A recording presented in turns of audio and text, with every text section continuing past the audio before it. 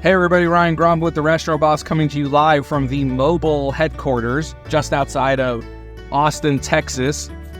Just code for I'm driving in my car. I want to talk about catering, and I want to talk about the biggest mistake I see all independent restaurants make when it comes to catering, and why I believe we absolutely crushed it when my wife and I were operating our restaurants with catering. And it comes down to this one simple thing. When a guest calls and asks if you do catering or if you can send over catering menus, do not send over catering menus and pricing. I guarantee you have this beautiful package and it's got prices and it's well thought out and it's got menus and it's got all your options. Do not send that over. When a guest calls, engage with them. When they send an email, get them on the phone. Ask them some questions. Hey folks, thank you so much for considering us for your grandmother's 80th birthday. Could you tell me a little bit about the event? How many people are you expecting? How close are the family members? Are you looking for a more quiet dinner? Are you looking for something more casual? What are some of your favorite foods? What other restaurants are you considering? Do you have a budget in mind? And then take a stab at putting together an event for them. You can use your menus as a basis, but say, hey, let me send you a couple of options and let's see if that works within your budget and kind of your expectations. And if it doesn't, let's get on the phone and chat about it more. Say, of course, we have we have catering packages and we have things like that. But based on the budget that you told me and based on your event, I think I could put together something a lot more special than just sending you over our generic packages. Now, maybe you'll end up using a generic package, but you're going to custom tailor it to their event. Look, I can go on and on about this particular thing for hours and hours, but the big lesson I wanted to get across in this video is do not just send over. When they say, can you send me your menu and prices? And you go, sure, what's your email address? And you send it over. You're done.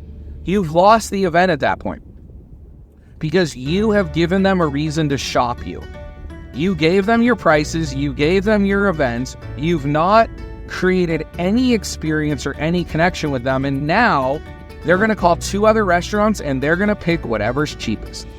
Or maybe whatever looks the best. They're not going to pick the person who is going to execute the best event for them because they don't know who can execute the best event for them because you don't know anything about their event.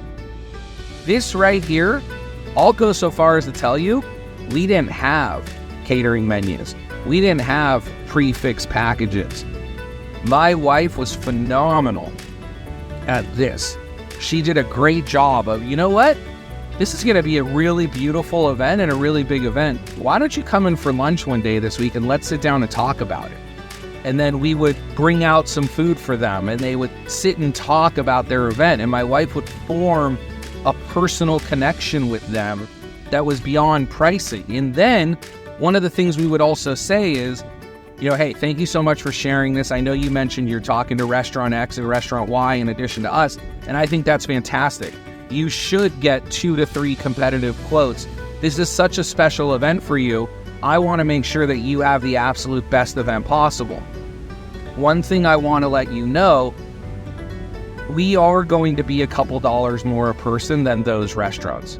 Most likely, we will be a few dollars more expensive if you compare the same thing to the same thing. But I think what I've also shown you today is that we are able to execute this event at a level that your family deserves. And now when they get your quote and you're $2 or $3 more a person or $5 or $10 more a person, they're expecting that. That's okay. They're going to go, yep, the quote came in, they were $10 more a person, but I really liked what they had. I really liked their room. I thought their food was better, whatever it is.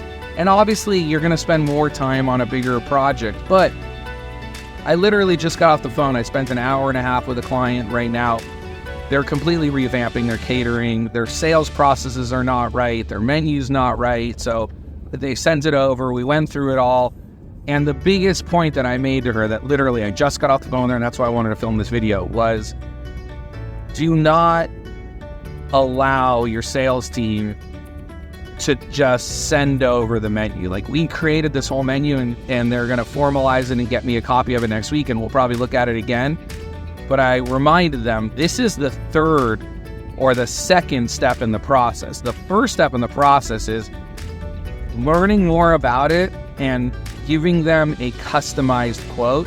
If you have to resort to the menu, then do that. So I hope y'all enjoyed this video. I hope this helps bring massive success to your restaurant.